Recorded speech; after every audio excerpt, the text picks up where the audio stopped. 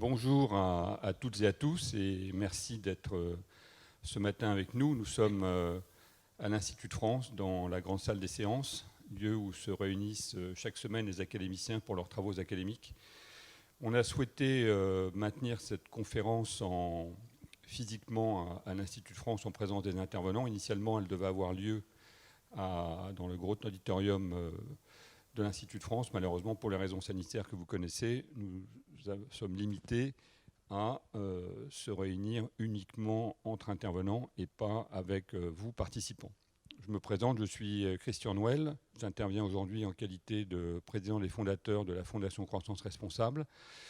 Et je suis également associé au sein du cabinet Gide. Et je vais maintenant laisser mes associés Anna Diaz et Olivier Prost vous présenter cette conférence et les intervenants.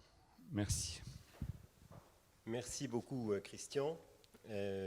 Alors pourquoi ce webinaire, cette conférence sur la souveraineté économique européenne ?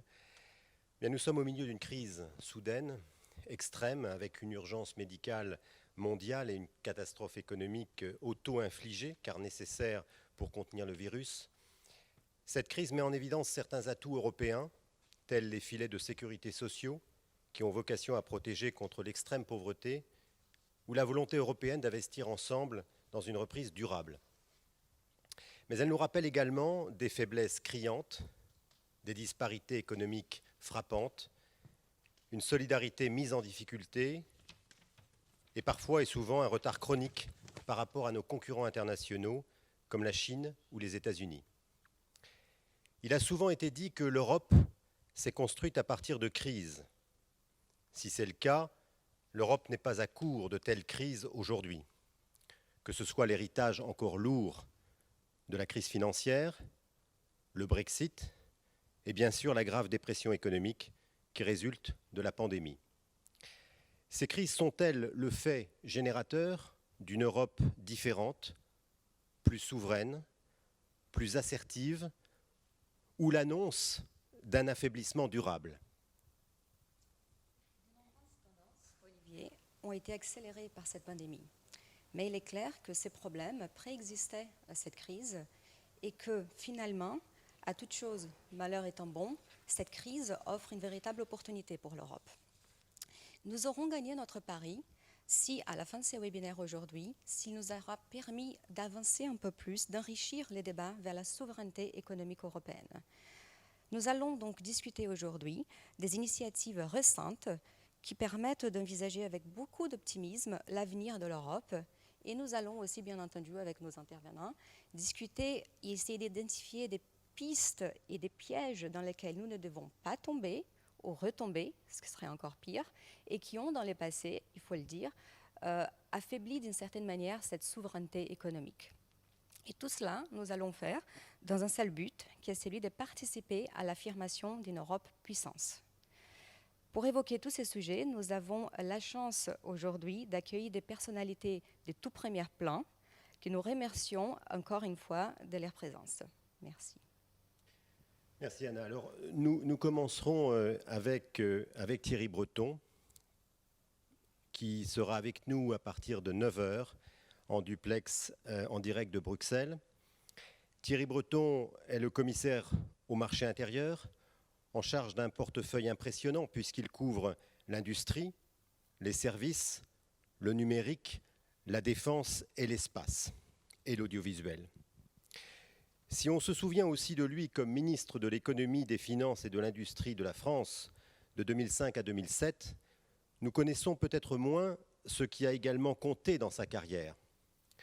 Je veux parler de ses postes d'ingénieur, de créateur d'entreprise, de manager, et aussi, cela m'était inconnu jusqu'à hier, de romancier, mais de science-fiction bien sûr, jamais loin du secteur des nouvelles technologies. Si on cite pêle-mêle le Futuroscope, Bull, Thomson Multimédia, France Télécom, Atos, on se dit que Thierry Breton est quelqu'un qui est pratiquement tombé dans l'industrie quand il était petit. Il viendra nous exposer la manière dont il conçoit la souveraineté économique européenne, que ce soit dans l'industrie, le numérique ou l'écologie. Ce sera ensuite au tour de Clément Beaune d'expliquer comment la France, avec ses partenaires européens, compte faire vivre cette souveraineté économique européenne. Clément Beaune est depuis juillet le secrétaire d'État chargé des affaires européennes auprès du ministre de l'Europe et des Affaires étrangères, Jean-Yves Le Drian. Après des études marquées déjà du Sceau de l'Europe, Collège de Bruges, promotion Willy Brandt à l'ENA, sa jeune et brillante carrière gardera cette couleur européenne. Un passage à la RP française à Bruxelles, conseiller aux affaires européennes d'Emmanuel Macron, alors ministre de l'économie, membre du cabinet de ce même Emmanuel Macron devenu président, cette fois encore comme conseiller aux affaires européennes. Il a su s'imposer aussi bien à l'Élysée que dans les capitales européennes. Hubert Védrine prendra le relais. Faut-il présenter Hubert Védrine ? Hubert Védrine a une personnalité à part dans le monde politique, diplomatique et intellectuel. Et cela tient notamment, à mon sens, à sa capacité à faire preuve d'une parfaite lucidité dans l'analyse et dans la description de l'état du monde et de l'Europe, tout en étant, dans le même temps, d'un absolu pragmatisme dans la manière de proposer des solutions concrètes aux problèmes qu'il identifie. S'agissant des sujets européens, il a toujours analysé objectivement les problèmes auxquels l'Europe est confrontée aujourd'hui. Il a toujours également su examiner les raisons qui nous ont conduits là où nous sommes. Et à partir de là, il a pu en tirer des leçons afin de proposer des solutions très concrètes pour avancer vers une Europe efficace avec le soutien de ce peuple et dans le monde tel qu'il est. Ensuite, deux personnalités du monde économique qui sont tout à fait passionnantes. D'une part, Yves Perrier. Yves Perrier est aujourd'hui directeur général d'Amundi. Amundi est le premier gérant d'actifs européen parmi les 2 premiers acteurs mondiaux, compte à peu près 100 millions de clients et gère environ 1650 milliards d'euros d'actifs. Amundi très en pointe, est un asset manager, je dirais, pionnier dans la finance et l'investissement responsable. Il est co-auteur avec Jean-Dominique Sénard du rapport publié par l'Institut Montaigne et le Comité Médicis en septembre dernier, Le capitalisme responsable, une chance pour l'Europe. Jean-Dominique Sénard, aujourd'hui président du groupe Renault, carrière industrielle tout à fait extraordinaire, précédemment dirigeant du groupe Michelin. Comme vous le savez, très engagé sur l'engagement sociétal des entreprises, auteur d'un rapport qui fait date dans le monde, en tout cas juridique et économique, avec Nicole Notat, qui a abouti à des modifications très substantielles de notre législation. Et comme je disais il y a quelques instants, co-auteur avec Yves Perrier du rapport Le capitalisme responsable, une chance pour l'Europe, publié par l'Institut Montaigne et le Comité Médicis. Voici en quelques mots les intervenants et la présentation de notre conférence. Je vous propose de se revoir d'ici un petit quart d'heure après les allocutions de M. Xavier Darcos, chancelier de l'Institut de France. Permettez-moi tout d'abord, mesdames et messieurs, de saluer ceux qui se sont inscrits à cette visioconférence dont l'initiative revient à la Fondation Croissance Responsable Institut de France et au cabinet GIDE.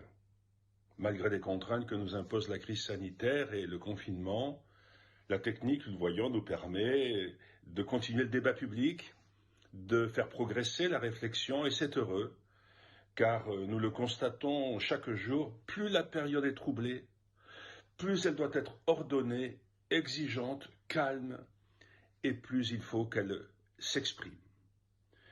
Je ne m'attarderai pas sur le thème de cette conférence, souveraineté économique européenne, le retour d'une Europe puissance, car vous allez entendre dans quelques instants des personnalités que leur statut, que leur fonction place au cœur du sujet. Mais je m'associe à Christian Nouel, le président du comité des fondateurs de Croissance Responsable, et à Stéphane Puel, pour dire combien je suis heureux que la Fondation ait réuni un groupe de travail composé de responsables publics et privés, soucieux de partager leur expertise sur un sujet crucial. L'Institut de France le sait, le dialogue ou la confrontation des savoirs, rien n'est plus fécond pour ouvrir des pistes, pour faire émerger des solutions et pour affronter les problèmes que nous avons à résoudre. La fondation que j'ai l'honneur de présider en tant que chancelier de l'Institut de France ne dit rien d'autre. Si notre modèle économique doit évoluer, il faut que cela se fasse en phase avec les mouvements du monde, dans un esprit de création de valeurs partagées. La brutalité de la crise actuelle révèle encore cette impérieuse nécessité de s'unir. Voyez la course au vaccin, qui montre qu'il faut mettre en place de nouveaux équilibres dans les relations internationales et qu'entre les grandes puissances que sont la Chine, la Russie, les États-Unis, l'Europe a tout à gagner, à afficher, à affirmer sa souveraineté et à tirer le meilleur parti de sa singularité.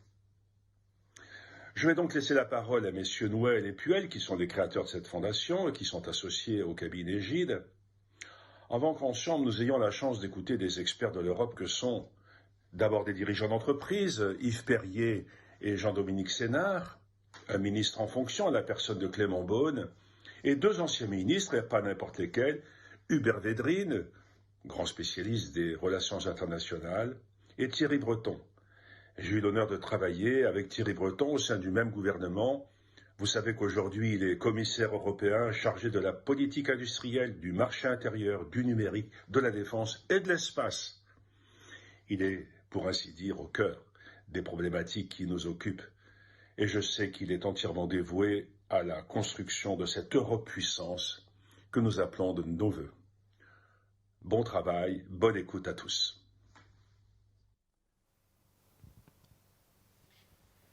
Voilà, bien nos invités sont là et je vous les présente à nouveau. D'abord le ministre Clément Beaune, en charge des affaires européennes, Jean-Dominique Senard, président de Renault, Yves Perrier, président d'Amundi et Hubert Védrine.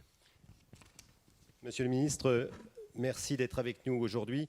Je sais que, surtout que vous avez un agenda très chargé et que vous devez nous quitter très bientôt. Je vais donc vous laisser la parole immédiatement pour vous demander comment vous voyez, comment la France voit, comment la France va faire vivre la souveraineté économique européenne et notamment, bien sûr, avec ses partenaires européens. Merci beaucoup et merci de votre invitation.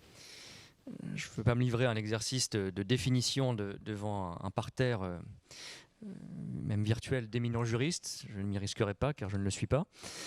Mais je voulais quand même peut-être commencer par un commentaire un peu politique sur la raison pour laquelle nous avons, et le président de la République a beaucoup affirmé, cette notion de souveraineté européenne.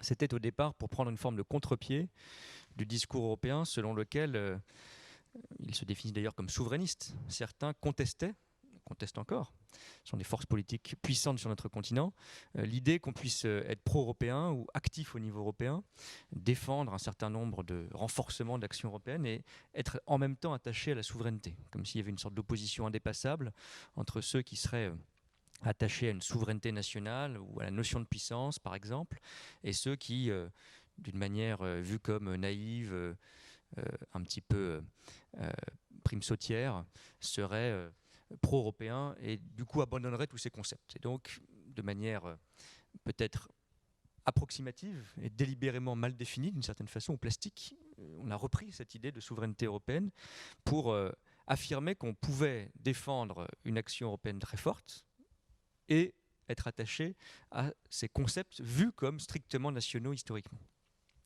Et si j'essaye néanmoins de donner quelques éléments de cadrage ou de définition, je dirais que la souveraineté, c'est la combinaison ou l'addition de l'indépendance et de la puissance. Et d'ailleurs, je ne me livrerai pas non plus à un grand exposé historique, mais ma conviction profonde, c'est que nous sommes, ou le président de la République est dans une lignée que ses prédécesseurs, sous le contrôle d'Hubert Védrine, ce qui concerne notamment François Mitterrand, mais je dirais même le général de Gaulle, et Dieu sait s'il a critiqué les traités européens tout en vivant dans ce cadre et parfois en accélérant un certain nombre de projets européens comme ceux du marché unique d'ailleurs, comprenait que l'indépendance passait par l'Europe. Et c'est encore plus vrai aujourd'hui. Si vous voulez être indépendant dans un certain nombre de domaines. L'indépendance, ça ne veut pas dire l'autarcie, mais on l'a vu pendant la crise, ce n'est pas forcément d'ailleurs des domaines extrêmement technologiques ou de pointe. En matière sanitaire, on s'est aperçu, on le savait, mais on l'a découvert cruellement, qu'on on produisait en Chine ou en Inde les 2 tiers ou les 3 quarts de nos molécules de base, nos substances de base, des médicaments élémentaires, comme le paracétamol. Si vous voulez être indépendant dans certains domaines qui nous appartient de définir, tout en étant ouvert sur le monde, parce qu'il ne s'agit pas de vivre ni en France, ni même en Europe, replié sur nous-mêmes, vous devez aussi être puissant. Parce que sinon, vous avez une indépendance étriquée et fermée. D'ailleurs, beaucoup de pays dont on dit, parfois les souverainistes eux-mêmes prennent ces exemples, dont on dit qu'ils sont des succès dans la mondialisation, des petites économies, des villes-États asiatiques, à Israël ou à d'autres, si on regarde de près, ils sont extrêmement dépendants. Ils sont extrêmement dépendants sur le plan militaire, sur le plan de leur sécurité. Et donc nous devons inventer un modèle qui combine ces notions, ce qui n'a jamais été fait. Et si je le définis sous un autre angle, cette notion de souveraineté, on pourrait dire plus simplement encore que c'est la capacité et la volonté de promouvoir et de défendre nos intérêts et nos valeurs, les deux à la fois, nos intérêts et nos valeurs. Et là-dessus, je crois que accoler le mot d'européenne à la notion de souveraineté n'est pas une injure ou une absurdité, parce que nous avons une identité commune et une volonté commune dans tous les domaines, Thierry Breton en citait certains, qui font aujourd'hui notre projet politique. La protection des données, nous avons une sensibilité européenne partagée, qui n'est peut-être pas exactement la même à Stockholm et à Athènes, mais qui est globalement la même et plus proche entre nous que celle des Américains. Sur notre régulation sociale ou notre protection sociale, nous avons un modèle européen qui là aussi a des nuances entre Paris ou Berlin, ou Varsovie et Madrid, mais est globalement plus proche entre nous que de ce qu'on vit aux États-Unis, sans parler d'autres grandes puissances dont nous sommes évidemment en termes de valeurs et d'intérêts encore beaucoup plus éloignés, comme la Chine ou comme d'autres grandes puissances économiques. Et donc si dans ces domaines nous voulons être souverains dans ce sens simple, défendre nos intérêts, défendre nos valeurs, il n'y a d'autre choix que d'agir à l'échelon européen. Et ça vaut d'ailleurs, ce n'est pas forcément le sujet du jour si on se focalise plus sur le domaine économique, mais ça vaut d'ailleurs y compris dans les domaines qu'on définit traditionnellement comme très régaliens. Quand vous luttez contre le terrorisme, si vous n'avez aucune dimension européenne dans votre action, vous n'êtes pas efficace, tout simplement. On parlait du monde numérique qu'évoquait Thierry Breton et qu'il connaît très bien. Il y a évidemment une dimension de régulation du monde numérique dans la lutte contre le terrorisme. Ce n'est pas le seul aspect.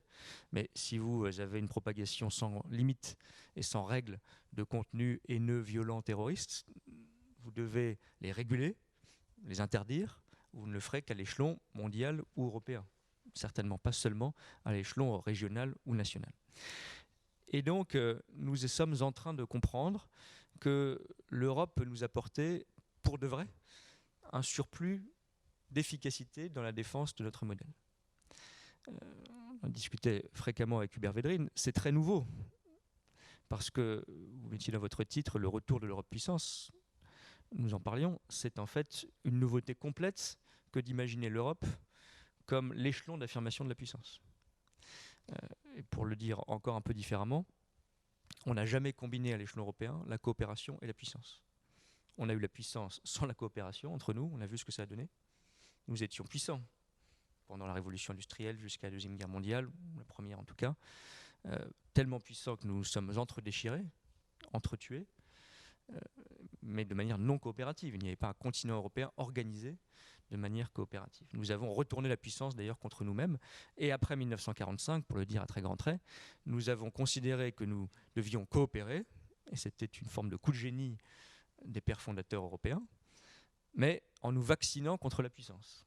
Et on redécouvre aujourd'hui ce qu'on n'a jamais réussi à faire, que si on veut survivre dans ce monde difficile, nous devons garder cet élément de coopération européenne, parce que sinon nous retournerions à nos vieux démons, tout en projetant de la puissance en tant que continent ou en tant qu'organisation politique via l'Union européenne, puisque c'est aujourd'hui notre coquille politique qui nous organise. Après, si on essaie de le définir de manière un peu plus précise, on peut le prendre par thème. Thierry Breton l'a un peu fait dans son intervention. Et donc je pourrais lister, mais je crois qu'on le partagerait assez vite, les domaines dans lesquels nous voulons affirmer une souveraineté ou une souveraineté économique. La technologie, le commerce, le leadership climatique, qui est aussi un leadership industriel, l'industrie spatiale et d'autres encore. Mais j'essaierai de le prendre peut-être par les outils ou les instruments pour montrer comment nous devons peut-être le réformer pour affirmer cette souveraineté. Notre principal outil, Thierry Breton le sait par ses fonctions, et partons de ce qui est notre atout réel, puisqu'on a quand même construit quelque chose pendant ces 70 ans de projet européen, c'est le marché intérieur. Il est incomplet, il a ses faiblesses, il a ses barrières, mais c'est quand même notre principal atout. Nous sommes le premier marché économique ouvert du monde. Plus ouvert que la Chine de manière évidente, plus grand que les États-Unis de manière claire aussi. Ça reste notre atout. Je dis de manière provocatrice, plutôt que de créer d'abord un ministre des Affaires étrangères européen, on aurait dû comprendre que nous avions déjà 2 commissaires à la puissance européenne, qui étaient notre commissaire au marché intérieur et notre commissaire au commerce. Et si je regarde l'aspect interne de ce marché intérieur, par quoi doit-on le réformer pour affirmer une logique de souveraineté de puissance? Je crois 2 sujets pour être un peu concret. Le social, et ça paraît indirect ou anecdotique, je crois que c'est vital. Si nous n'avons pas plus d'équité ou d'harmonisation sociale dans notre marché intérieur, ça n'est pas un sujet différent. Nous n'aurons plus de marché intérieur. On l'a vu avec la question si sensible du détachement, on a fait une première réforme, c'est une première étape. S'il n'y a pas davantage d'harmonisation de nos cotisations, de nos règles de détachement, les gens vont se retourner contre le marché intérieur, il n'y aura plus de marché intérieur européen, et donc tout cet atout potentiel disparaîtra. J'en suis absolument convaincu, c'est existentiel. Le Brexit est une crise du marché intérieur, à 90%. Paradoxalement, d'ailleurs, dans un pays qui en a été le principal promoteur et le principal artisan pendant un certain nombre de décennies. L'autre instrument, et là je m'aventure sur un terrain que beaucoup de ceux qui nous écoutent connaissent mieux que moi, c'est celui du droit, mais il a été évoqué aussi en introduction. Je crois que nous n'avons pas créé l'harmonisation juridique nécessaire. Ce n'est pas simplement pousser davantage des concepts qui existent depuis le début des années 60, comme la reconnaissance mutuelle ou d'autres. Je crois qu'il y a des étapes à franchir. Un code européen qui est aujourd'hui travaillé ou évoqué me semble une très bonne piste. Code européen des affaires qui harmoniserait le droit des faillites, le droit des sociétés, un certain nombre de régulations économiques. On a harmonisé notre monnaie, un peu nos règles budgétaires, pas du tout nos règles juridiques. Or, un marché fonctionne en large partie sur la suppression des barrières, la monnaie et le droit. Et donc nous n'avons pas franchi cette étape. Moi je crois beaucoup que ce n'est pas une anecdote, que ce n'est pas un projet sympathique mais secondaire, c'est un projet central dans les années qui viennent pour renforcer notre marché intérieur. Il y a une politique qui est le volet extérieur de projection internationale de cet atout et de cette force, c'est la politique commerciale. Et là, d'évidence, on a à la fois une politique européenne harmonisée depuis le début de la construction européenne, c'est une force majeure, mais nous ne nous en servons pas comme l'instrument de puissance et de souveraineté. Je suis toujours surpris quand on négocie un accord commercial encore aujourd'hui. D'abord, je pense qu'on est sur un vieux modèle, celui qui consiste à empiler toute une série de chapitres sectoriels qui crée ensuite une explosion, puisque chacun va regarder l'article 368 bis et dit mais regardez là on a des farines animales qui sont importées à moindre coût, c'est très dangereux, etc. Donc ça n'est pas du tout un outil de transparence et de démocratie adapté à notre monde, mais surtout nous ne défendons pas assez l'exportation, la promotion de nos standards, de nos normes ou de nos préférences collectives, environnementales, climatiques, sociales, fiscales. On négocie des accords commerciaux dans lesquels l'Europe se comporte souvent encore en junior partner. Là où nous sommes précisément, puisqu'on en a tous fait le constat, le premier marché économique au monde, ça devrait quand même nous servir dans la promotion, l'exportation c'est peut-être un petit peu excessif, la promotion d'un certain nombre de standards et de normes. Et je crois que la réforme de la politique commerciale, par laquelle d'ailleurs passe un certain nombre d'outils auxquels on n'associe pas toujours cet instrument commercial, mais qui sont associés, la réciprocité dans l'ouverture des marchés publics, toute une série d'instruments d'équité et de puissance, ça doit être une des grandes priorités des années qui viennent et d'ailleurs une des grandes priorités du nouvel agenda transatlantique. Je pense que beaucoup plus encore que la sécurité, notre domaine de coopération avec les États-Unis doit être le domaine commercial, non seulement en bilatéral, mais pour essayer de réformer avec la future administration les règles de l'OMC et être plus dur à l'égard notamment de la Chine. Ça doit être un projet transatlantique commun. Et puis il y a une politique que les juristes connaissent infiniment bien, qui est celle de la concurrence, qui est en quelque sorte l'interface entre le volet intérieur de notre marché et sa projection extérieure qu'est le commerce. Parce qu'elle est à la fois, et elle a été conçue comme ça, excessivement comme cela d'ailleurs, un outil de régulation interne, rappelle que le projet de marché unique au début des années 60, c'était ça. Et c'était un instrument de modernisation, y compris pour la France, de notre industrie. Cassons les barrières, créons de la concurrence, ça fera un certain nombre de dégâts, mais ça nous permettra de passer à une étape supérieure de concentration, d'efficacité économique. Et objectivement, cela a bien marché. Mais aujourd'hui, on le sait, je n'apprends rien à personne, notre sujet est plutôt d'être efficace sur le marché mondial, sous le contrôle d'éminents industriels qui le savent mieux que moi. Mais cette politique de concurrence, elle pourrait être un atout majeur, à la fois dans la régulation, voire la déconcentration d'un certain nombre de grands acteurs économiques externes, grandes plateformes numériques par exemple, qui bénéficient de notre marché.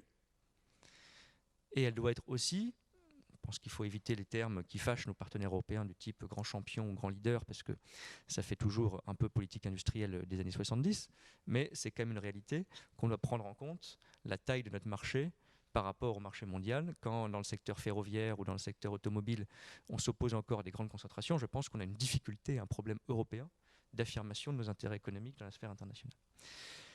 Je ne serai pas plus long parce que j'ai essayé de brosser quelques aspects, mais je suis absolument convaincu qu'il y a un dernier sujet qui paraît peut-être un petit peu une digression par rapport à ce que je disais, mais qui est fondamental puisque à la fin, tout est rapporté à la population. Si nous sommes aujourd'hui le premier marché mondial et que nous n'en exploitons pas encore toutes les potentialités, nous ne le serons peut-être plus dans 30, 40 ou 50 ans. Et donc il y a un défi démographique européen. Thierry Breton rappelait à juste titre que nous sommes plus grands que les États-Unis en termes de marché, moins unifiés mais plus grands. En 2050, si les tendances se poursuivent, ce ne sera plus le cas. Nous sommes la seule région du monde qui perd de la population, même dans ce qu'on pourrait encore appeler le monde occidental. Les États-Unis gagneront de la population à cette échéance. Je ne dis pas que tout est question démographique, mais un peu quand même. Si nous n'avons pas une politique européenne qui traite ces sujets de dépopulation à l'intérieur de l'Europe, puisqu'il y a des mouvements massifs, il y a toute une jeunesse de l'Est de l'Europe qui est partie se concentrer, se retrouver, trouver un emploi tout simplement, en Allemagne, dans les pays de l'Ouest ou du centre du continent. Mais au total, si nous ne développons pas cet instrument qui est un instrument de souveraineté, je crois que nous aurons un immense problème dans 2 ou 3 décennies où l'Europe courra pour le coup ce risque d'effacement qu'on doit absolument éviter. Voilà pour quelques réflexions en vrac sur cette notion de souveraineté. Merci beaucoup, Monsieur le Ministre. Je ne sais pas si vous pouvez prendre encore une question. Je ne sais pas si les participants ou les intervenants veulent poser une question. Moi, j'en poserai une sur tous ces projets européens qui vont dans le bon sens. Je crois que c'est Hubert Védrine qui, il y a quelques années, m'avait attiré l'attention sur une parole d'un ancien Premier ministre italien qui disait « Il faut absolument débruxelliser l'Europe ». Et je pense que c'est vraiment quelque chose. Je suis toujours étonné de la déconnexion qui peut encore y avoir entre tous ces projets, tout ce que la force juridique, parce que quand l'Europe se met en marche, ça marche très fort. Et on peut, vis-à-vis de la Chine, vis-à-vis des États-Unis, ça marche fort. Mais toutes ces réalisations concrètes, dans les territoires, dans les régions, pour les PME, pour les mid-cap, c'est parfois loin.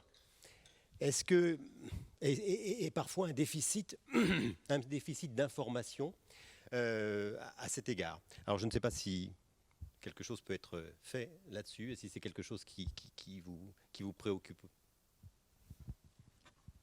Oui, mais là-dessus, moi, je suis totalement convaincu qu'effectivement, débruxelliser est une bonne idée parce que c'est jamais par Bruxelles qu'on donne vraiment envie d'Europe. Mais il ne faut pas non plus tomber dans une forme de démagogie. Vous l'avez dit, il y a beaucoup de choses qui sont déjà concrètement faites. On s'en aperçoit quand les Britanniques essayent de quitter l'Union européenne, c'est pas si facile que ça. Aussi parce qu'en creusant, on découvre un certain nombre de bénéfices qui paraissaient des évidences acquises et qui, le jour où on essaye de quitter le club, disparaissent progressivement. Quand vous êtes, je dirais, que c'est presque encore plus quand vous êtes sur le terrain que l'Europe devrait être claire et démontrée. Un agriculteur français, sans la politique agricole commune, il y a des débats sur son financement, sur son niveau, etc. Et pas seulement pour l'argent qu'il reçoit, mais pour le marché que ça crée, pour la protection que ça crée. Je crois qu'aujourd'hui, nous ne serions pas dans la même situation. Bon. Je prends un exemple très concret d'actualité, on ne peut pas faire plus tangible, la pêche. Nous avons ce point de discorde majeur avec les Britanniques dans la négociation en ce moment du Brexit. j'ai rencontré beaucoup de pêcheurs français ces dernières semaines. L'un des principaux acquis européens, c'est une politique commune de la pêche. Parce qu'aujourd'hui, personne ne se pose la question de savoir quand il est à quelques milles de ses côtes, s'il est dans des eaux françaises, belges, néerlandaises ou aujourd'hui encore britanniques. Et d'ailleurs, si à l'occasion du Brexit, on remettait en cause cette politique, ce serait une guerre presque au sens strict du terme. Dans le golfe de Gascogne, dans la Manche, sur la façade atlantique, etc. Donc on a créé des outils d'intégration qui ne sont pas des commentaires juridiques ou des constructions politiques abstraites, qui sont extrêmement concrètes. Un dernier exemple, pour nos régions, une large part de l'investissement public des 3 prochaines années, dans certains cas même une majorité, sera financée par le budget européen, le plan de relance européen. Ça ne se voit pas si on ne le dit pas. Donc il y a toute une démonstration, ou une monstration, si je puis dire, au sens direct du terme, de l'action européenne qui est la responsabilité. C'est une responsabilité, une défaillance politique. On n'aime pas le dire, ou ça paraît trop compliqué. Mais je crois que c'est aussi notre boulot d'essayer de le démontrer et de l'illustrer. Merci beaucoup. Eh bien, écoutez, si nous n'avons pas d'autres questions, nous vous libérons.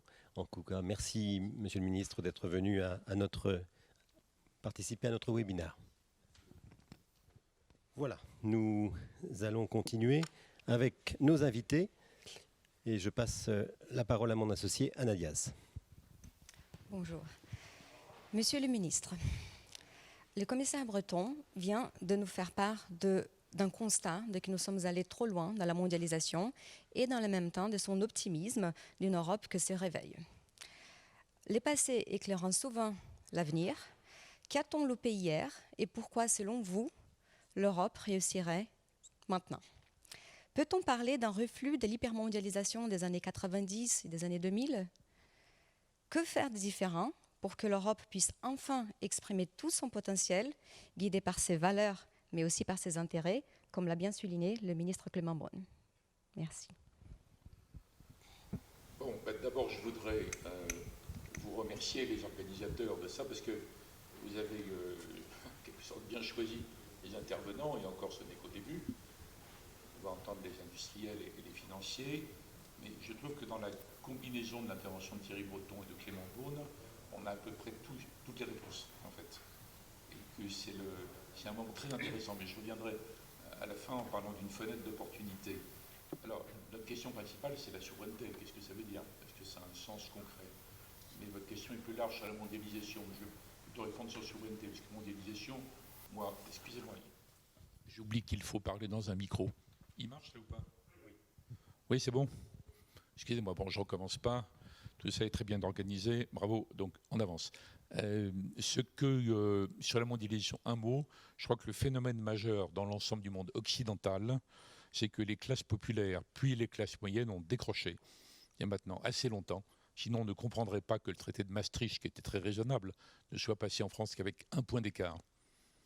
On a oublié que les référendums, le référendum sur le, entre guillemets, le traité constitutionnel était rejeté en France encore plus par les Néerlandais. Et le chancelier Schröder m'avait dit qu'en Allemagne, ça aurait été également un rejet. Donc c'est ancien. Si on n'a pas ça en tête, le décrochage des classes populaires puis des classes moyennes qui pensent que la mondialisation n'est pas bonne pour elles, que l'intégration européenne va trop loin, écrabouille trop de choses au passage, on ne comprend pas le Brexit, on ne comprend pas la composition des corps électoraux en Europe et on ne comprend pas l'épisode Trump, etc. Et l'Amérique est encore à moitié trumpiste. Bon, il faut avoir ça en tête, mais ce n'est pas le sujet principal. Je pense qu'il faut en tout cas ne pas le rejeter. Et ça ne sert à rien de condamner le populisme. C'est complètement inutile, parce que ce sont les élites qui condamnent les populistes, qui haïssent les élites, donc ils ne tiennent pas compte de ce qu'elles disent. Donc il faut traiter les causes. C'est un autre sujet. Mais les causes, c'est peut-être précisément avoir pour l'Europe un programme dans le genre de ce qu'on a entendu. Mais pour éclairer la suite, je voudrais dire que moi j'adhère complètement à ce qui a été dit, hein. J'ai aucun problème. Mais je dois dire qu'on s'attaque quand même à quelque chose d'énorme. D'énorme. Il ne faut pas être trop franco-français. Parce qu'à l'origine, il n'y a aucune notion de puissance dans la construction européenne. Aucune. À l'origine, après la guerre, on oublie trop la période 45-57. Les Européens supplient les Américains de revenir pour les protéger contre la menace soviétique, qui n'est pas une invention à l'époque. Les Américains, grâce à Truman, reviennent. Il y a le traité de l'Alliance Atlantique, l'article 5, puis l'organisation sur place et les Européens s'en remettent aux États-Unis pour leur sécurité. Et ce n'est pas fini. En dépit des efforts remarquables de toutes sortes de présidents français, et notamment récemment du président Macron, ça n'a pas fondamentalement bougé dans la tête des autres Européens.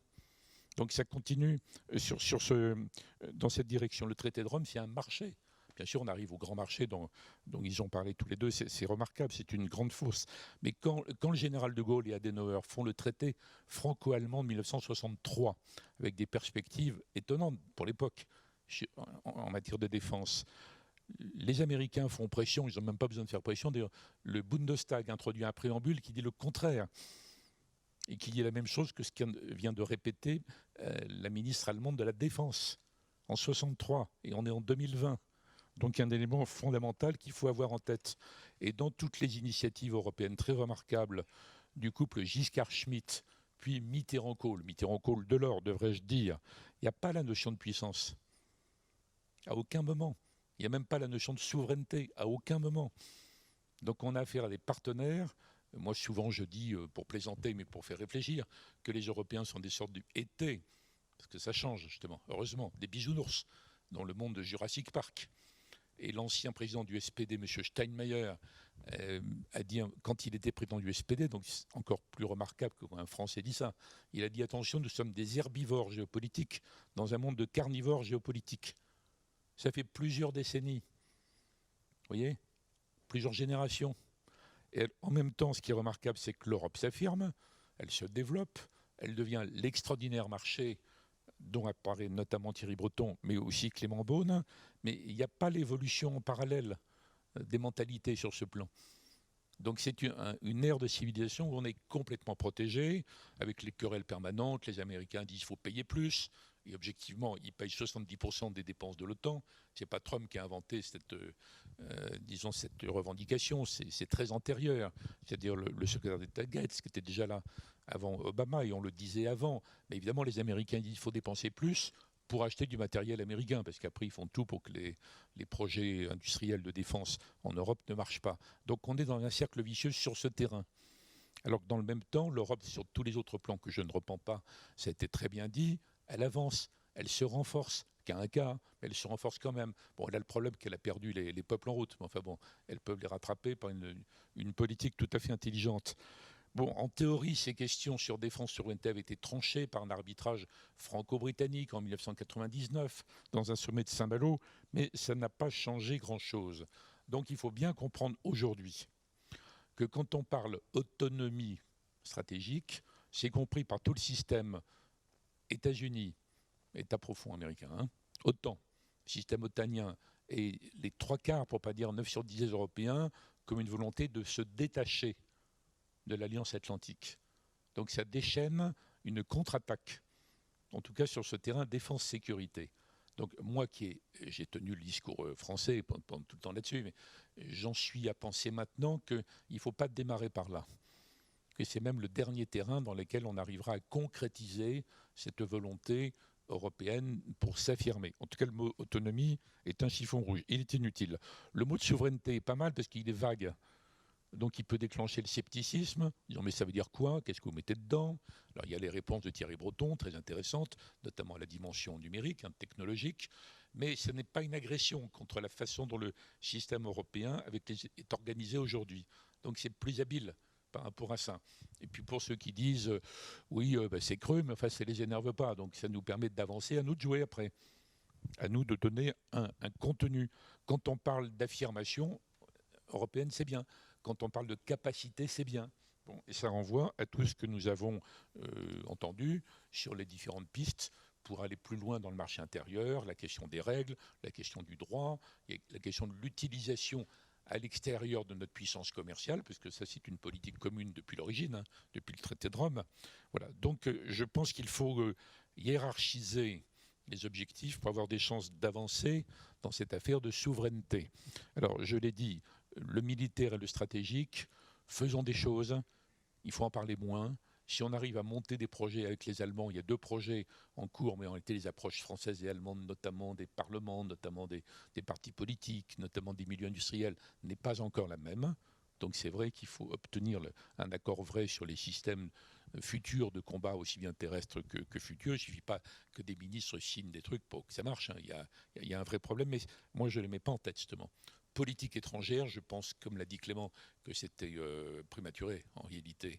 Et même Jacques Delors disait c'est ce qu'on fera en dernier. On ne peut pas faire une politique étrangère avec 27 pays aussi différents, des histoires complètement différentes, sauf avoir une réponse automatique en disant on est pour la démocratie et les droits de l'homme. Bon, mais ça ne fait pas une politique, ça, parce que sur n'importe quel sujet particulier, les Européens ne sont pas d'accord entre eux. Donc il faut continuer. D'ailleurs, M. Borrell, le représentant actuel pour la pêche, fait pour le mieux. Et ce qu'il dit est très très très très bien, mais c'est une tâche harassante. En revanche, dans les autres domaines qui ont été soit traités, soit évoqués au passage, ou qui vont être développés maintenant, les domaines de la monnaie, les domaines de la technologie, les domaines du commerce, les domaines de la finance, oui, bien sûr, c'est dans ces domaines qu'il faut avancer, parce que là, rien ne s'oppose a priori à l'objectif de souveraineté. Alors l'euro, je sais bien que quand on regarde ce qu'on a dit, quand on a lancé l'euro, on pensait qu'elle allait devenir plus vite une monnaie de réserve aussi importante que le dollar. Ce n'est pas encore le cas. Le résultat est pas mal. On pourrait faire mieux. Et il faut faire mieux parce que c'est comme ça qu'on privera les États-Unis de la capacité scandaleuse d'utilisation du dollar comme source de sanctions extraterritoriales. Or, les États-Unis, ce n'est pas inventé par Trump, ça, hein.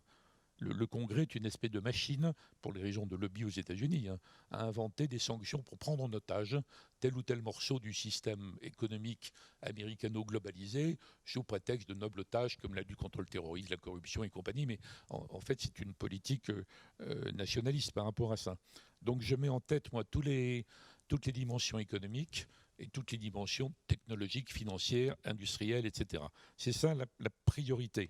Mais il nous manque encore, même si on réajuste les objectifs, même si on a des priorités plus claires, un calendrier plus clair, un meilleur choix des mots, qui nous évite des combats inutiles, qui nous permet de rassembler un consensus dans des domaines solides, il nous manque encore un déclic mental, parce que je pense que les peuples en Europe, ils continuent à espérer pouvoir vivre dans un monde idéal, sous protection, et continuer à garder ce mode de vie européen qui est quand même génial, qui est le meilleur de tous les modes de vie qu'on a vus dans l'histoire, ou en tout cas le moins mauvais, perfectible, bien sûr.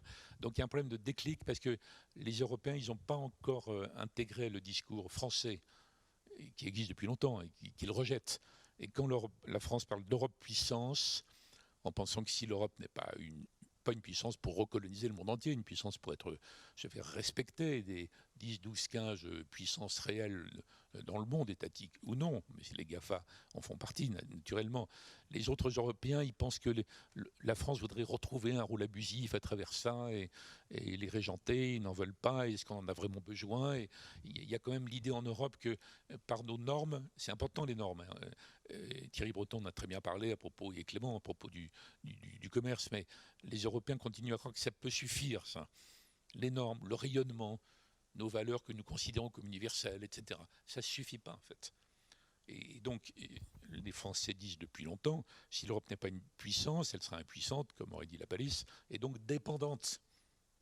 Mais là où nous sommes dans une période vraiment intéressante, et le choix du moment pour l'échange que vous avez organisé est excellent, on est vraiment dans une fenêtre d'opportunité, où peut-être on va pouvoir faire bouger la résistance des peuples, espèce d'inertie ou de léthargie ou de déni stratégique. Vous voyez, on peut faire bouger parce qu'il y a un contexte qui a été rappelé. Trump a quand même secoué les esprits, pas assez, mais enfin bon, quand même. L'Amérique est encore à moitié trumpiste, donc le président Biden va avoir beaucoup de mal. Donc ça nous permet, nous Européens, il ne faut pas attendre que les choses nous tombent tout rôties du ciel, hein. C'est à nous de nous bouger, ça c'est très très très très très important. Il y a le contexte international, les gens je crois ont enfin compris qu'on n'était pas dans une communauté internationale, le terme est trop chaleureux. On est dans ce que le secrétaire général des Nations Unies lui-même, Guterres, décrit comme un chaos. On n'est pas au bord de la guerre, mais un chaos imprévisible, vous voyez, instable. Donc il y a un contexte. L'administration Biden, c'est quand même mieux, parce que même s'il y aura les mêmes désaccords de fond, les GAFA de Californie, très amis de l'administration démocrate, et notamment de la vice-présidente, ne sont pas du tout pour les projets de Thierry Breton, hein. Il va avoir une tâche quand même énorme par rapport à ça. Il y a quand même un contexte. Cette commission parle un langage qui est différent. Madame von der Leyen, Thierry Breton, on l'a entendu, Madame Vestager, Timmermans, le vice-président. Donc c'est quand même porteur, ça. Il y a quelque chose et on peut se retrouver en phase dans la synthèse que Clément Beaune a esquissée entre l'intérêt national bien compris, les valeurs, l'intérêt européen, la souveraineté européenne qui ne confisque pas ce qui reste de souveraineté nationale, mais qui apporte un plus dans une combinaison inédite. Enfin, c'est intéressant, vous voyez. Donc il y a un très bon contexte. Et je pense que c'est le bon moment auquel j'ai participé, moi, à beaucoup d'échanges ces derniers mois. On a tous passé la moitié de nos journées à faire des visioconférences.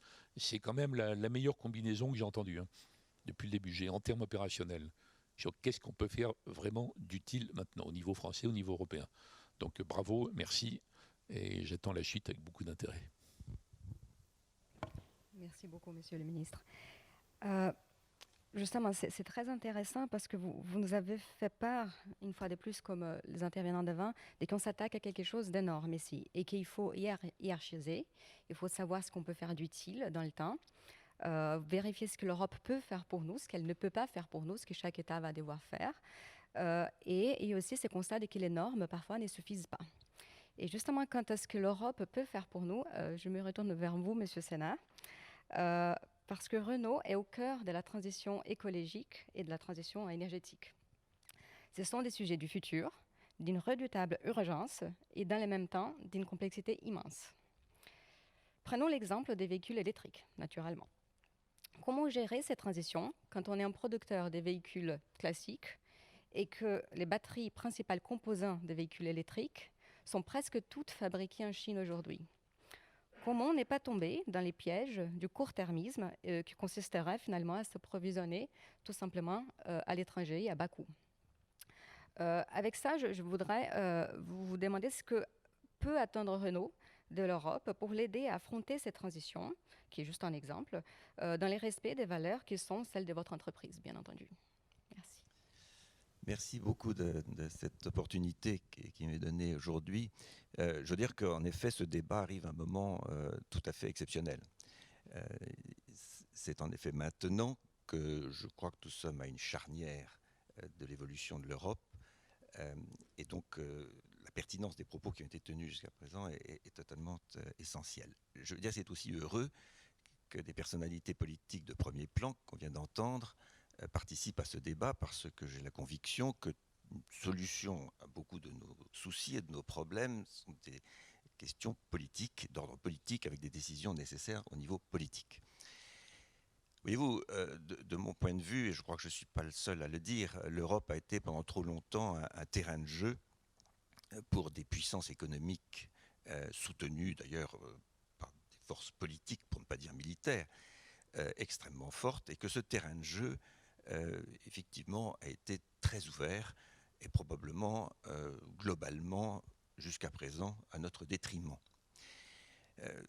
Évidemment, on peut raisonner sur le plan très théorique, mais il y a l'aspect très concret aussi qui est derrière. Alors je crois que la lucidité, c'est la première des vertus, et si on veut passer juste un instant sur le passé, se rendre compte de ce qui s'est passé par rapport à nos talents, par rapport à nos technologies qui étaient nées en Europe et qui ont, au fur et à mesure du temps, disparu, parfois dans l'indifférence la plus générale. J'ai vécu personnellement, au début des années 2000, à la suite d'une décision européenne, la chute du groupe Péchinet, avec la meilleure technologie d'aluminium du monde, qui était reconnue, qui est partie en quelques mois aux États-Unis, sans coup férir. On pourrait citer des tonnes d'exemples, et je vais me garder de le faire. On a parlé du numérique, etc., mais je me contenterai de ce que je connais le mieux. Voyez-vous un autre exemple ? Pas plus tard qu'il y a 2-3 ans, au moment où la technologie d'imprimante 3D métal, qui est une technologie extrêmement pointue, qui est liée au numérique d'ailleurs, commençait à naître en Europe avec des acteurs extrêmement pertinents. Et comme président de Michelin, je m'autant vous dire que je savais à ce moment-là ce qui était en jeu. C'était absolument fascinant de voir à quel point la puissance nord-américaine arrivait à étendre son radar en Europe et aller chercher jusqu'à des petites perles de technologie fabriquées parfois presque dans des ateliers, dans quelques villages français, en dépensant des sommes considérables, alors même que ces technologies auraient dû rester en Europe. Que dire, le ministre en a parlé, de la force de l'extraterritorialité de la justice américaine. qui pour un groupe comme Renault ou comme un groupe comme Michelin, que j'ai eu l'honneur de présider, a conduit immédiatement à cesser de vendre des articles en Iran. Pour le groupe Renault, c'était pas loin de 500 000 véhicules par an. C'est quelque chose de considérable. Je sais qu'il y a certaines entreprises, je crois en Europe, où une forme de modérateur qui a tout pouvoir dans l'entreprise rapporte tous les 3 mois au Department of Justice les faits et gestes de la dite entreprise européenne pour voir si elle est conforme au droit nord-américain.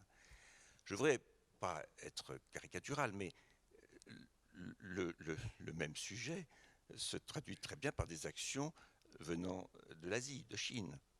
Cette force politique et économique a été parfois plus discrète, mais très très efficace, en prenant des participations un peu partout dans tous les domaines de l'économie européenne. C'était vrai aussi dans l'automobile. Allez demander chez Daimler la participation chinoise qui est apparue brutalement un matin dans leur capitale. Pour ne citer que cet exemple, il y en a d'autres.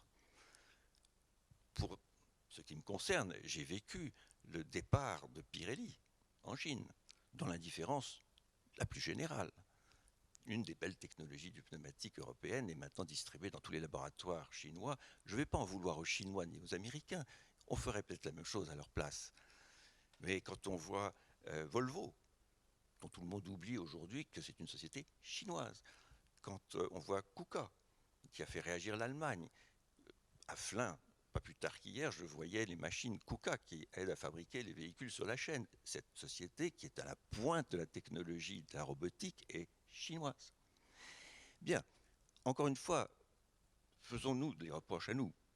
Je considère que c'est une forme de faiblesse, probablement, de la politique européenne, au sens où l'Europe n'a pas constitué suffisamment tôt une force politique.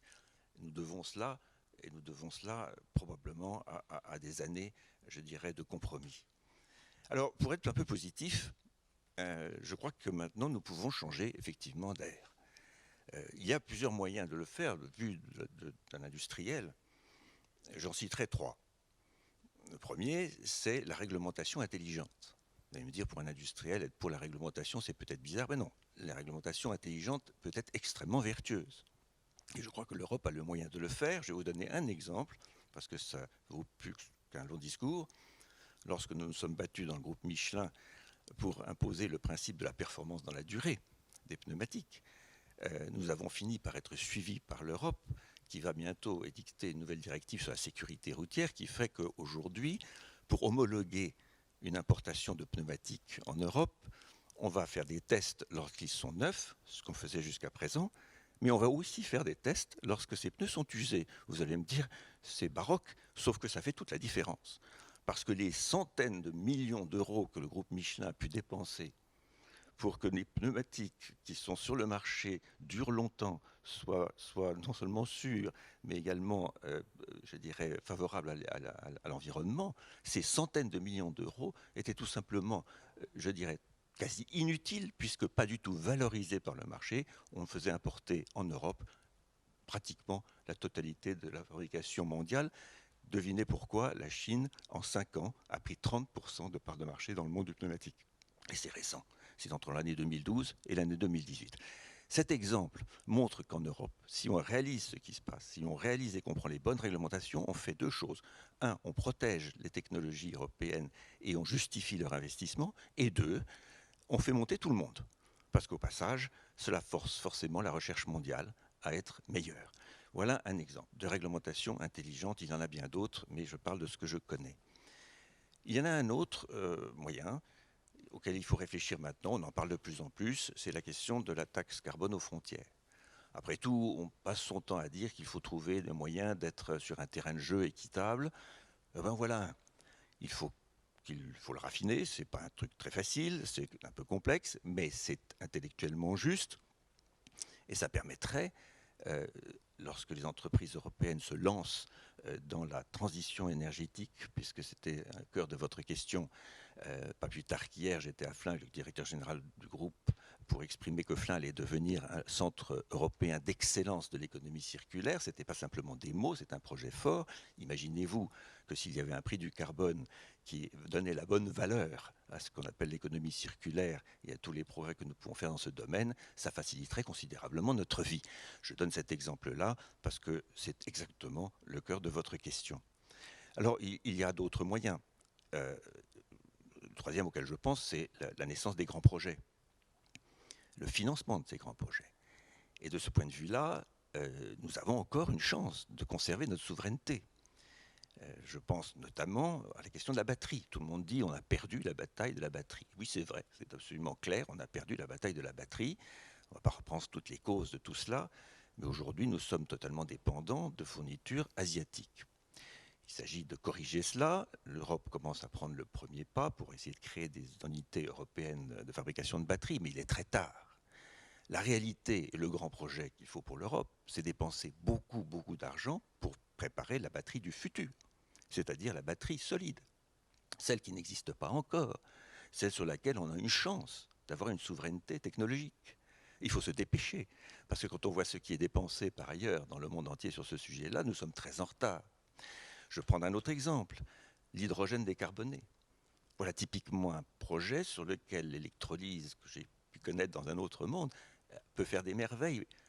Il y a des procédés chimiques également, des grands groupes français et internationaux s'y attachent, mais il faut dépenser beaucoup d'argent aujourd'hui pour arriver à enfin avoir cette technologie de l'hydrogène décarboné qui va changer le monde de la mobilité. On peut le faire, l'Europe peut le faire, on a les talents, on a les technologies, ne la perdons pas. Mais ne soyons pas naïfs. Dans le monde entier aujourd'hui, les nombres de milliards qui sont dépensés, que ce soit en Chine, au Japon, en Corée ou ailleurs, sur cette technologie, sont déjà très importants. Dépêchons-nous, rattrapons notre retard. Voilà quelques exemples. Et puis le troisième, peut-être que j'ai en tête, c'est celui des infrastructures. Des infrastructures pour l'alimentation en électricité de nos véhicules. Vous m'avez parlé du véhicule électrique. Ben voilà l'exemple typique. En Europe, on devrait dépenser des sommes considérables ensemble pour faire un réseau d'alimentation des véhicules électriques homogène. Parce que le mur va vite arriver. On peut produire, comme Renault le fait aujourd'hui, des technologies formidables dans l'électricité des véhicules, dans l'hybride, etc. Si à un moment ou à un autre, les gens ne peuvent plus charger leur véhicule parce qu'ils n'ont pas le réseau qui va bien, vous savez, ça va vite poser un problème. L'Europe peut jouer un rôle majeur. Et je dirais que la bonne nouvelle, c'est qu'en effet, la prise de conscience est en train de se faire, on le voit bien.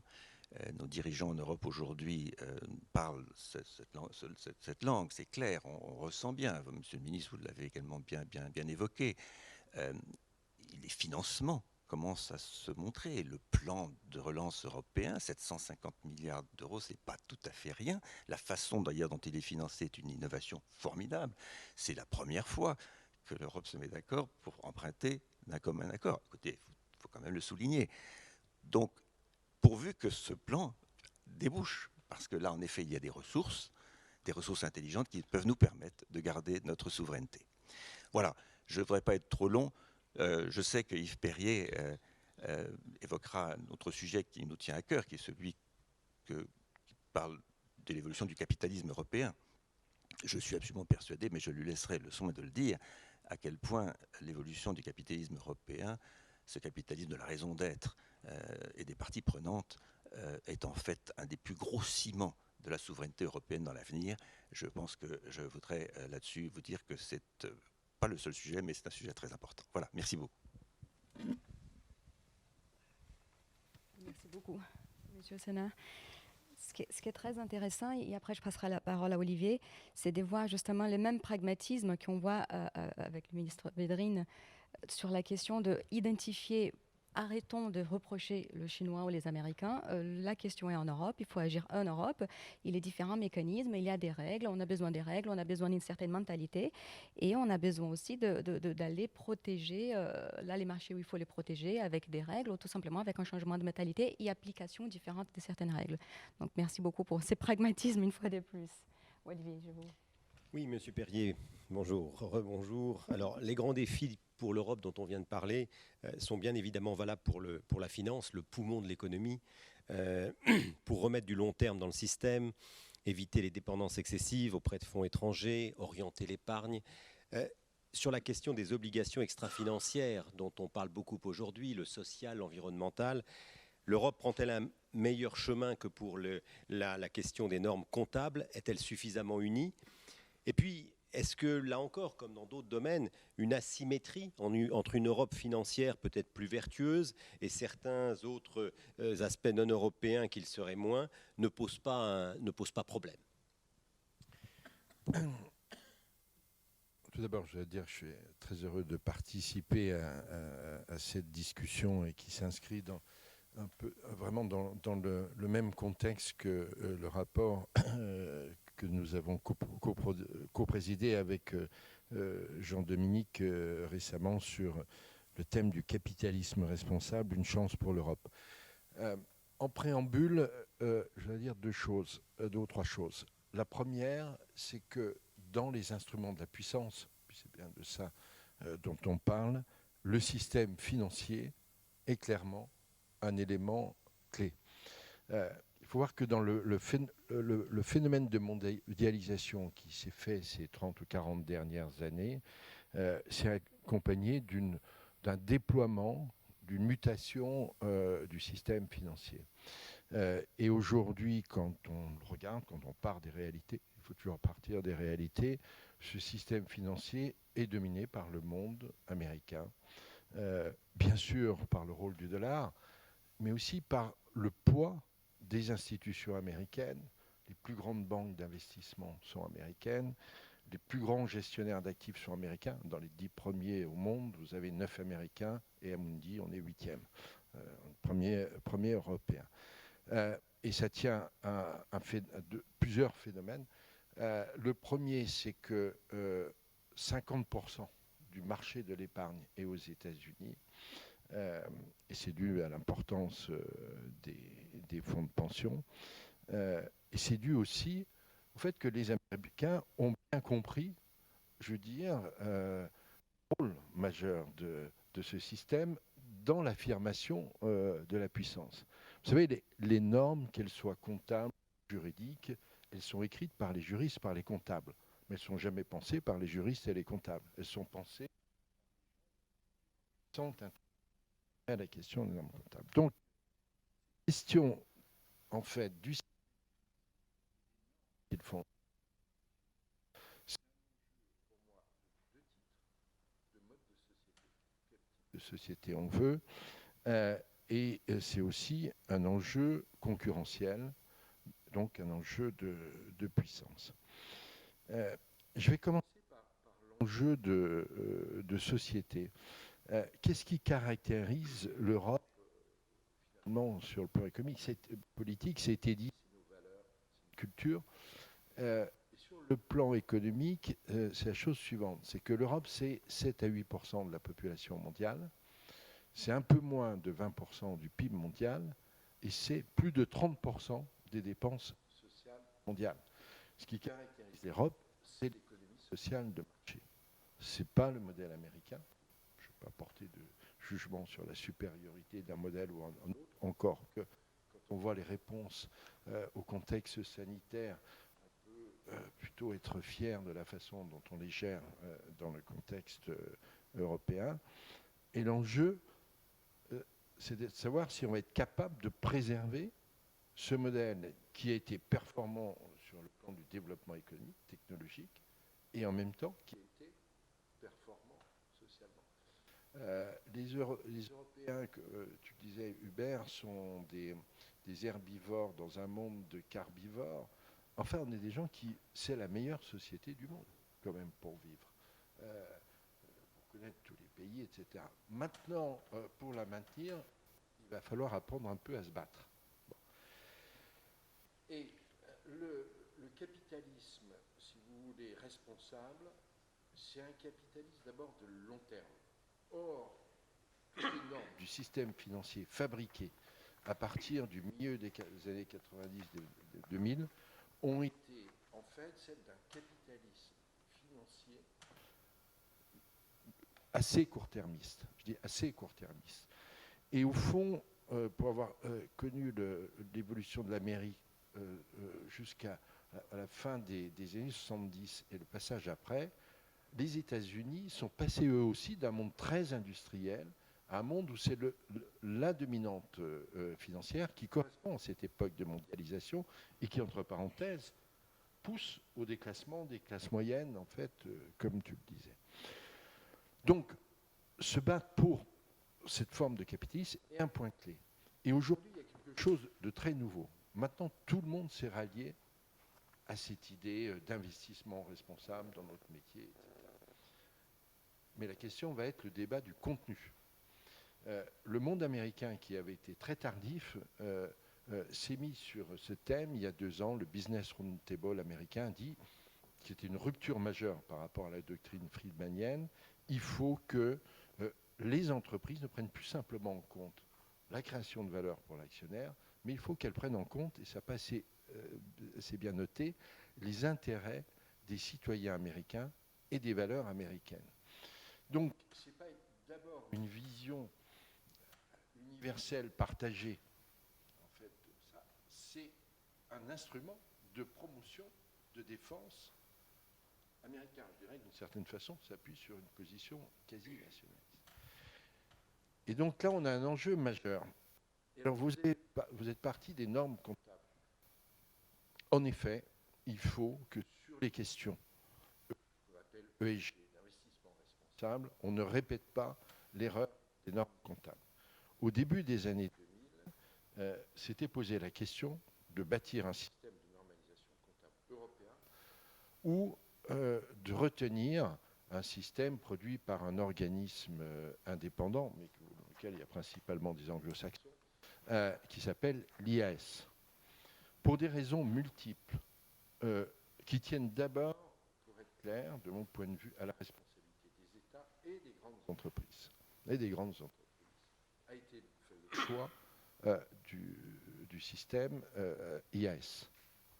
Et c'est à ce moment-là qu'on a mis en place les doctrines de la fair value, de normes dont je ne vais pas rentrer dans le détail, mais qui sont des marqueurs d'un capitalisme financier de court terme. Fondamentalement, c'était ça le débat.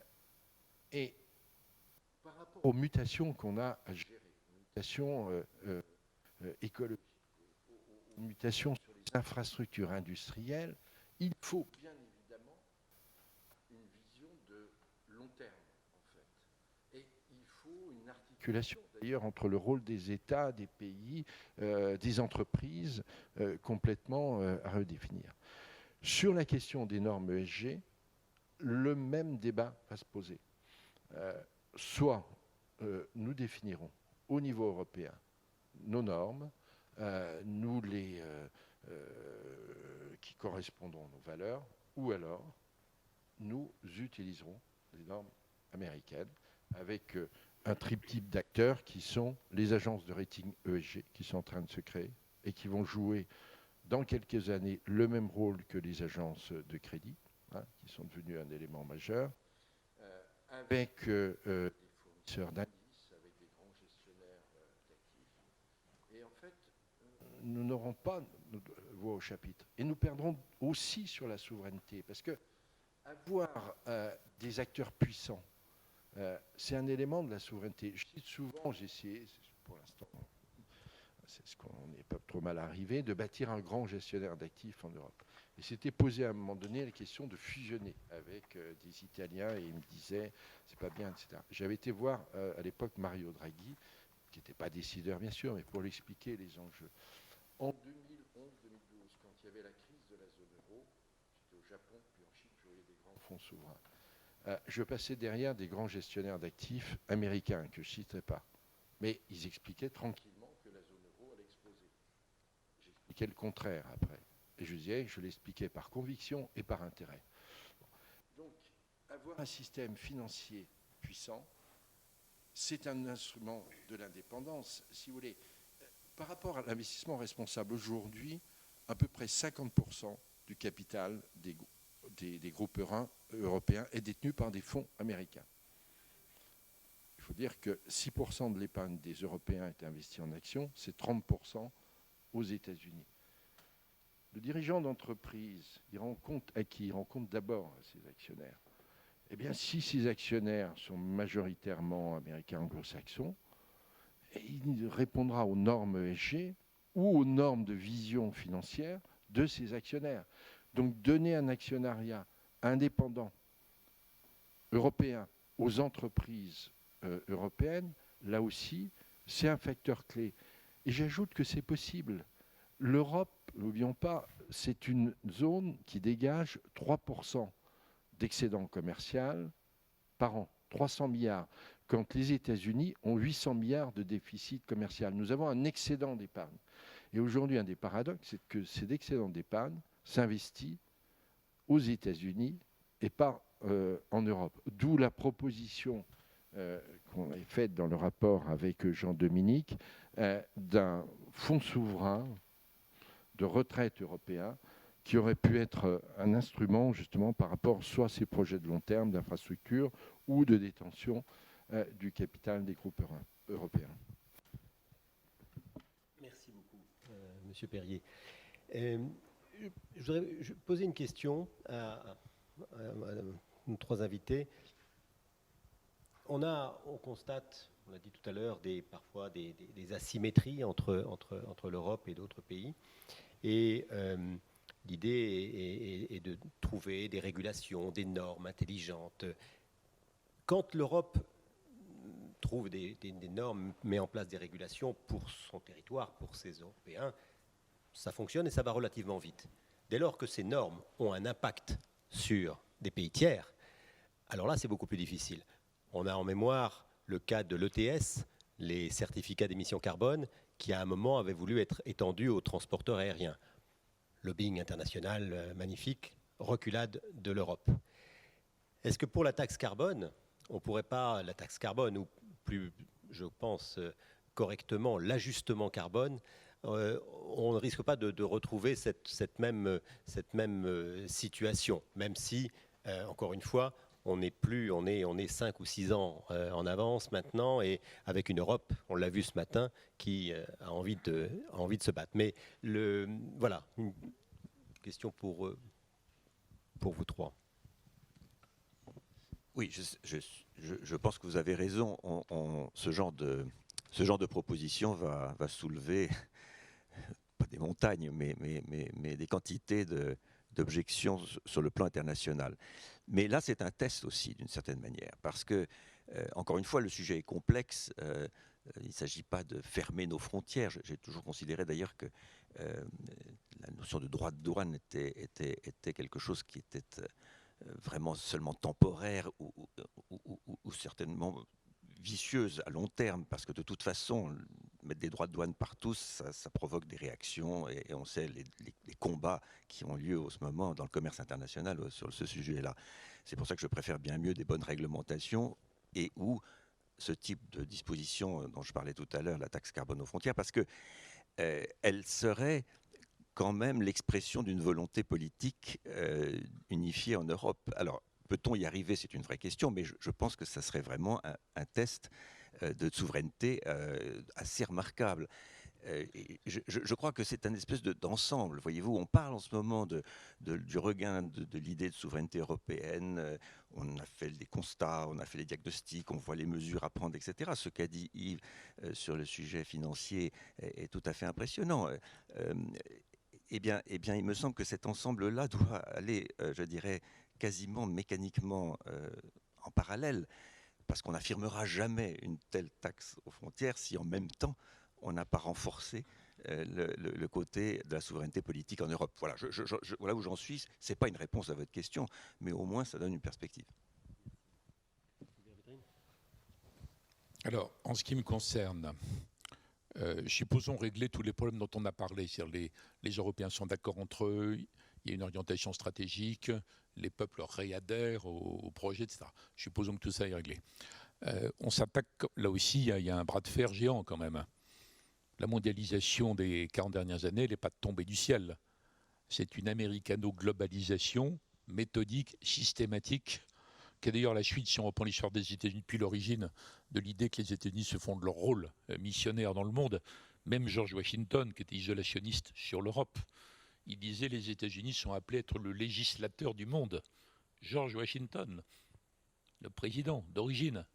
Bon, donc tout ce qu'on a vécu ces dernières années, c'est ça, plus le pacte avec la Chine, puisqu'après le coup de génie Deng Xiaoping, Kissinger, Nixon, il y a eu tout le grand business américain, la finance, tous les GAFA ont dit on va jouer la carte de la Chine, atelier du monde. Bon, donc là aussi on s'attaque à quelque chose d'énorme. Donc si on est bien d'accord, souhaitons-le, c'est très bien, on avance. Il faut être quand même rusé, quoi. Excusez-moi de le dire simplement, mais rusé, tactique, sans même être stratégique. Donc éviter à tout prix qu'il y ait une coalition complète contre ça. Puisque la taxe carbone, c'est évident, ce n'est que le début. Un jour ou l'autre, il y aura le mode de calcul du PIB, des échanges économiques seront enrichis par l'évaluation. Il faut des mathématiciens, économistes géniaux, mais on arrivera à donner une valeur à toutes les dimensions écologiques jusqu'ici externalisées. Donc ça guidera les milliards de décisions au jour le jour, ceci, cela. Taxe carbone, c'est un premier élément. Donc il faut faire l'analyse du monde. Il faut trouver dans le système américain très très très puissant, Yves Perrier l'a rappelé, en ce qui concerne le système financier. Il faut voir si on peut enfoncer des coins. Est-ce qu'il y a dans le système des gens, compte tenu de leur position politique ou compte tenu des intérêts particuliers qu'ils gèrent, qui peuvent accepter ça, qui ont intérêt, qui peuvent jouer ce jeu. Donc il ne faut pas y aller bille en tête et s'écrabouiller sur le mur, en fait. Ça nous est arrivé trop souvent. Il ne faut pas faire Don Quichotte. Ça, c'est un risque permanent. Non seulement de la France, qui est souvent péremptoire et chimérique, mais même du système européen. Donc il faut faire l'analyse du système. Après, on a quand même le poids qu'on a rappelé les uns et les autres, qui est un poids énorme.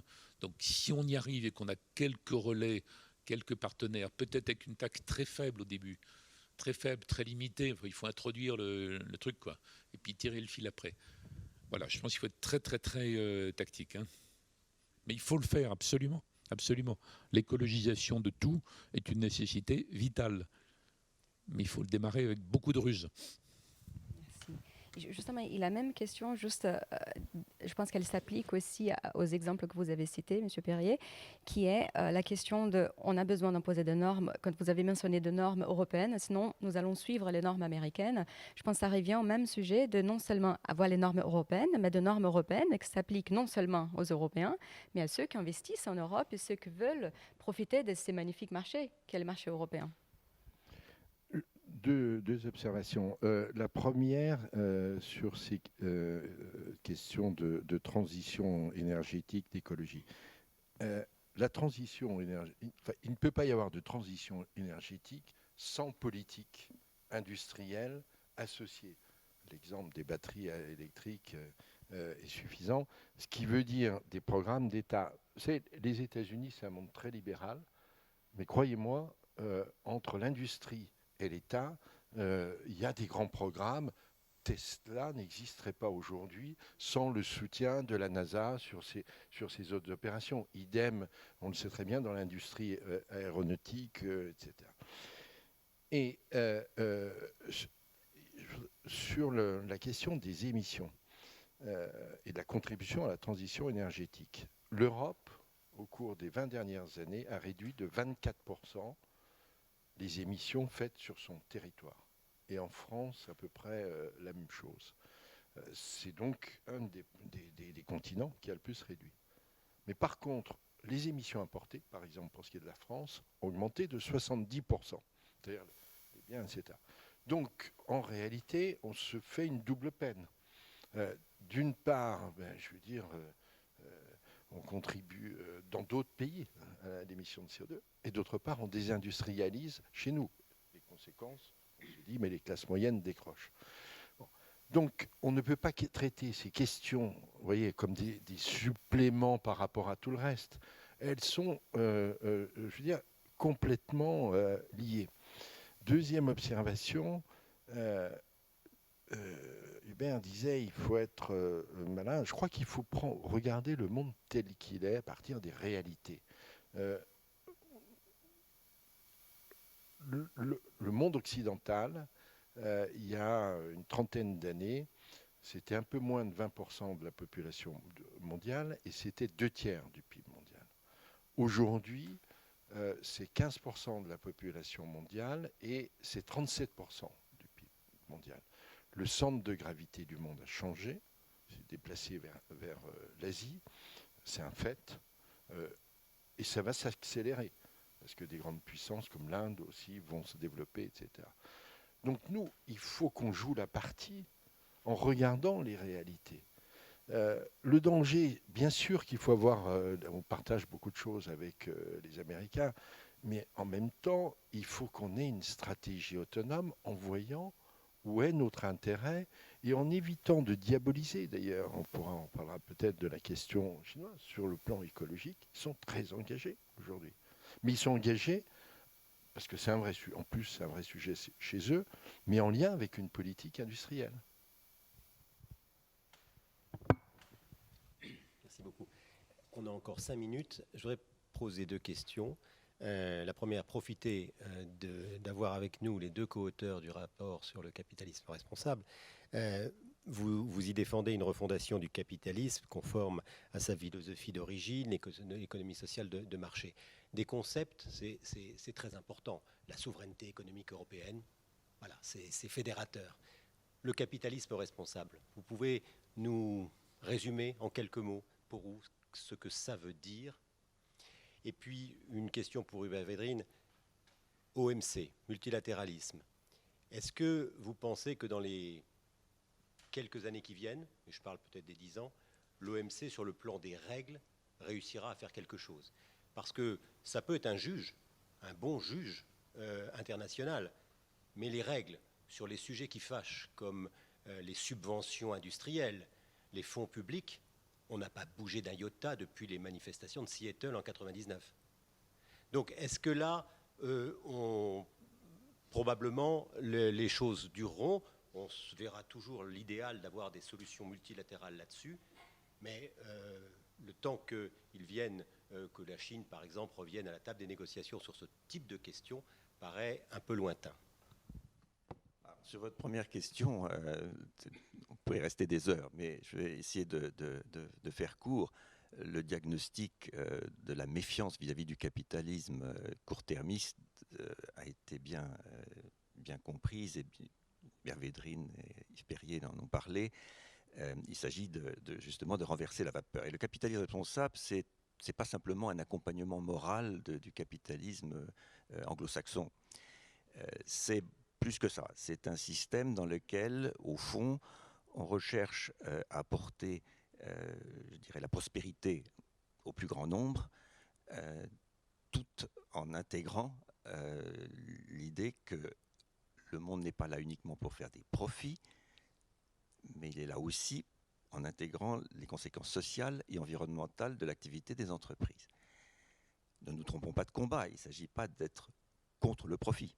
Ce n'est pas un gros mot, c'est une absolue évidence. Il s'agit de faire des profits. Si nos entreprises n'en faisaient pas, elles ne vivraient pas très longtemps. Donc, passons ce débat.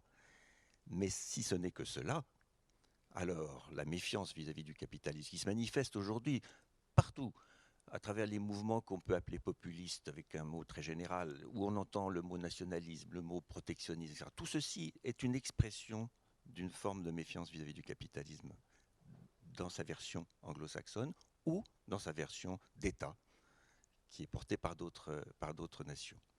Donc, la définition que je vous ai donnée, apporter la prospérité au plus grand nombre en intégrant les conséquences sociales et environnementales de l'action des entreprises, me paraît être la meilleure définition à ce stade.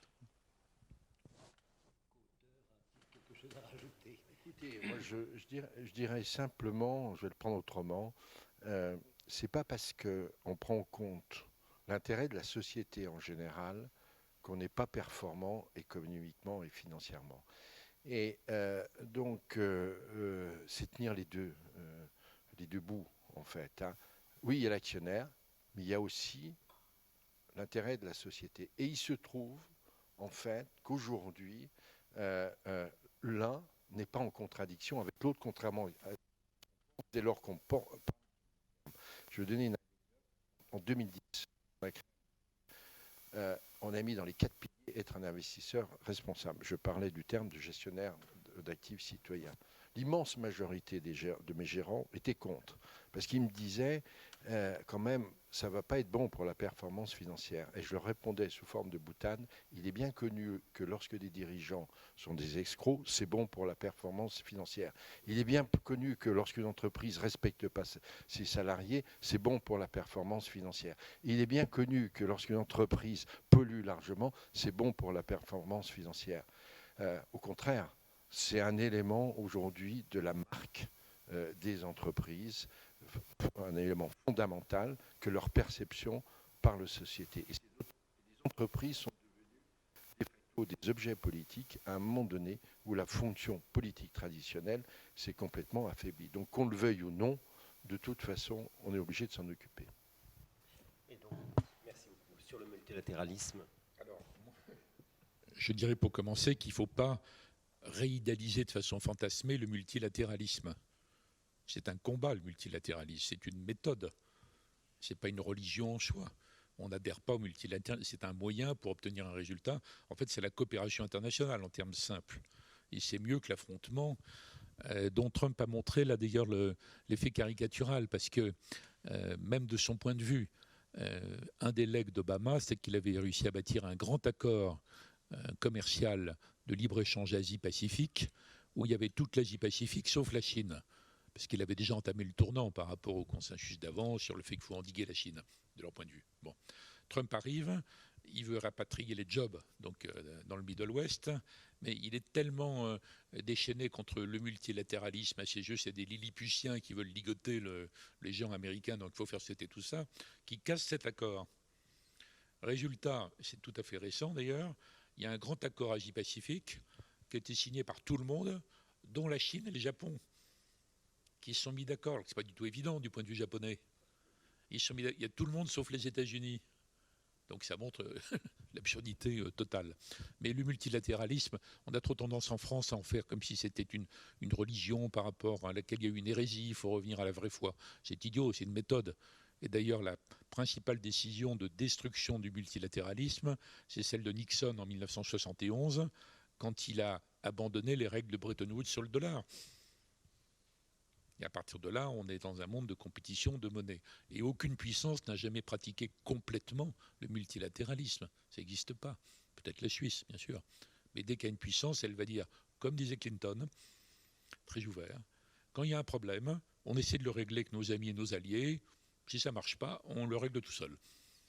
Et même la France ne peut pas être complètement multilatéraliste. Sinon, il n'y aurait plus de dissuasion nucléaire française. Il n'y aurait plus d'armée française, etc. Puis dans d'autres domaines, il n'y aurait pas tout ce qu'on réinvente maintenant de reformulation des éléments fondamentaux de la souveraineté. Et rappelez-vous qu'on a quand même utilisé le terme souverainisme pendant des décennies comme une injure. C'est là où on voit que les élites avaient rien compris des gens, quoi, des peuples. Alors aujourd'hui, on reformule la souveraineté de façon intelligente et sophistiquée. Donc par rapport à votre sujet, bon, le cadre OMC va naturellement perdurer. L'administration Biden va revenir, donc il y aura un déblocage, donc il y aura un organe de règlement des différends avec le nombre de juges nécessaires pour régler les différends. Bon, ça c'est quand même pas mal, ça va refonctionner. Maintenant, la capacité à relancer de grandes négociations, vous vous rappelez de l'épisode sans fin du cycle dit de Doha. Bon, ça n'aboutit jamais en fait. C'est presque impossible de reconcevoir ça. Par contre, quand même, redémarrer des accords, oui, à condition d'avoir en tête la ratification. Aujourd'hui, même l'Europe, qui était une machine à faire des accords commerciaux partout, on sait très bien en Europe qu'il y aura toujours à l'arrivée un parlement, voire un parlement régional, comme en Belgique, qui dira non parce qu'il n'y a pas assez d'environnement, c'est antisocial, c'est je ne sais quoi. Bon, donc c'est pas évident, hein. C'est pas évident, a priori. Mais je pense qu'il ne faut pas lâcher ce fil quand même. Déjà, le fait que l'ERD refonctionne, c'est quand même précieux. Et peut-être qu'on va pouvoir réhabiliter ce dont vous parlez vous-même tout le temps, c'est-à-dire l'utilisation légitime des instruments de défense commerciaux qui existent et sur lesquels il y avait une sorte d'inhibition, parce que ce n'était pas bien de les utiliser dans la période de la mondialisation galopante et triomphante. Donc c'est un peu mieux. Mais le point le plus compliqué de votre question, c'est la Chine. Est-ce que la Chine va jouer le jeu? Parce qu'on voit bien que la Chine a dépassé maintenant de loin la ligne Deng Xiaoping. C'est pas simplement la Chine a le droit de s'affirmer, vous n'avez pas le droit de l'empêcher de se développer. Et maintenant, ils en sont à dire que leur système est meilleur que le nôtre. Alors pour l'Occident, c'est insupportable, ça, parce que l'Occident vit dans l'idée quand même de sa centralité absolue. L'universalisme occidental, c'est la projection de l'Occident sur l'univers, jamais l'inverse, hein. Bon, donc il y a quand même un ébranlement épistémologique, si je puis dire, pour l'Occident, et la Chine est là avec son défi. Je ne m'attends pas, moi, à une amélioration réelle avec l'administration Biden, dans le ton, hein. Le ton sera correct. Il y aura la fin de la vulgarité, la grossièreté, 24 heures sur 24. Mais quand même, le fond sera le même. Ils vont vouloir endiguer. Donc ce n'est pas propice à une sorte de réinvention des accords de Marrakech, de l'OMC. Pas maintenant. Sauf qu'à mon avis, après un épisode de tension, États-Unis-Chine qui continue, ils vont redécouvrir, je pense, la coexistence pacifique, globalement. Et là, ça peut ouvrir la voie à une nouvelle donne commerciale, multilatérale dans le meilleur sens du terme. C'est pas impossible. Mais entre-temps, qu'est-ce qui peut contraindre la Chine? Ça dépend de ce qu'elle a en face d'elle, en fait. Parce que si la Chine a le sentiment qu'elle peut entrer comme dans du beurre dans le système d'un monde occidental qui est en plein désarroi de démocratie, qui sont rongés par la contestation de la démocratie représentative au nom de la démocratie directe, détruite par les réseaux sociaux, enfin tout ce que tout le monde connaît. Si la Chine voit ça, qu'elle peut faire ce qu'elle a fait depuis des années en Europe, le 17+1, c'est quand même insensé que des pays de l'Union européenne aient joué ce jeu, mais enfin bon, ça s'est produit. Si ça continue comme ça, il n'y a pas tellement de limites au développement de l'approche chinoise, sauf interne, peut-être, mais pas externe. En revanche, s'il y a un mélange d'endiguement, pas trop idiot, mais enfin, une sorte d'accord quand même entre le Japon, l'Australie, une partie de l'Asie du Sud, une petite partie l'Inde, l'Europe, etc. Il y a forcément à Pékin des gens qui se diront il faut comparer les coûts et les avantages. Donc il faudrait faire monter le coût politique, ou le coût tout court d'ailleurs, du fait de jouer complètement contre le système global, qui entre-temps aurait peut-être été amélioré par la nouvelle Europe dont on a parlé les uns et les autres, avec une autre approche. Mais ce n'est pas demain, ce n'est pas en 2021 ou 2022. Hein. Donc à un moment donné, il faudrait presque réfléchir à des retrouvailles avec la Chine et d'autres émergents asiatiques, heureusement en compétition entre eux d'ailleurs, heureusement qu'il y a l'Inde hein, dans le système. Mais il faudra... L'idée que les Occidentaux avaient organisé le monde de façon définitive après 1945 ou après la fin de l'URSS, on va être obligé quand même d'en rabattre un peu et d'accepter qu'on rediscute de la façon dont les règles globales sont fixées, notamment avec la Chine.